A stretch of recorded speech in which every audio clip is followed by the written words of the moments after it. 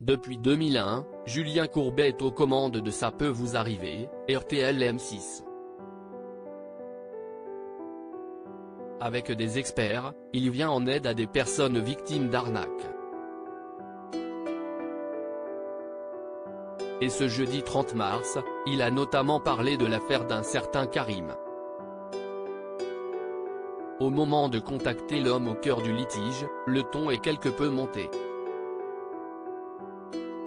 Karim est venu tout droit de Cagnes-sur-Mer pour exposer son gros problème. Le chauffeur poids lourd et son épouse ont fait le choix d'économiser et d'emprunter pour acheter une maison pour leur famille d'une valeur de 334 000 €. Un logement qui se trouvait sur le Bon Coin. Le couple a fait plusieurs visites et a été charmé par l'endroit qui était en vente location.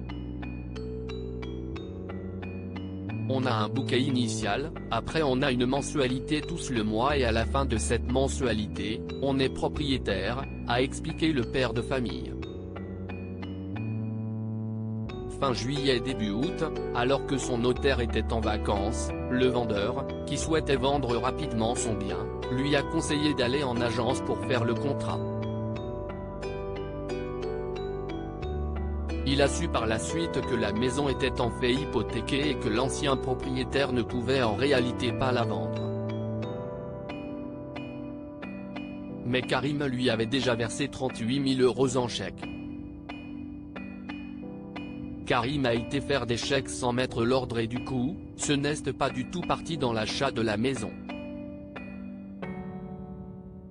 Et surtout il va découvrir que la maison, il ne pouvait pas la vendre, a précisé Julien Courbet. Son invité s'est donc fait avoir.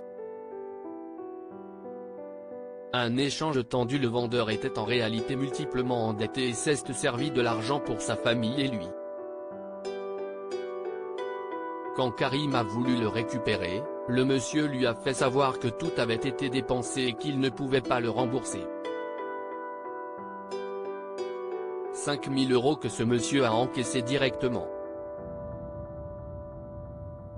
Il y a eu 10 000 € versés à sa fille.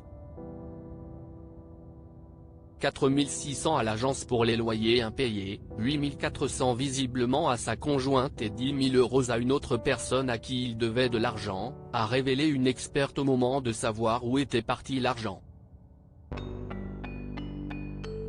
Les négociateurs ont réussi à joindre l'homme en question en direct, un certain Michel.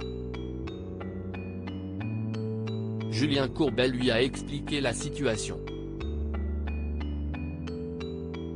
Le monsieur s'est dit tout aussi plombé que Karim car il devait rembourser des personnes. Puis, il a avoué qu'il avait demandé de l'argent à Karim pour régler ses dettes. « J'admire votre franchise », a répondu le présentateur. En revanche, l'ancien propriétaire a assuré qu'il avait payé l'hypothèque, une information niée par les experts en plateau. Et il a expliqué qu'il ne savait pas que Karim ne pourrait pas prendre possession de sa maison.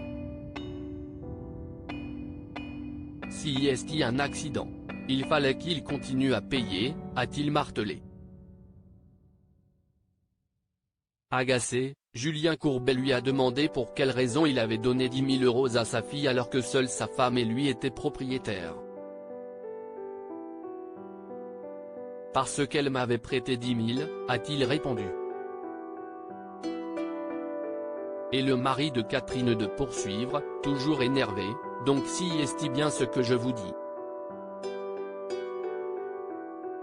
Vous avez pris l'argent de Karim pour essayer d'éponger les dettes que vous aviez. Donc dès le départ, vous saviez que vous étiez en train de faire une magouille. Michel a assuré qu'il ne s'agissait pas d'une magouille et que c'est Karim qui n'a simplement pas souhaité continuer à payer. Mais il n'avait pas le droit monsieur, a lancé Julien Courbet. Et de préciser que Karim allait attaquer sa fille en justice. Quand il a tenté de savoir son nom, le monsieur n'a pas souhaité répondre et il a fait savoir que seul un tribunal pouvait s'en occuper. Si est ce qu'on dit quand on ne paie pas les gens.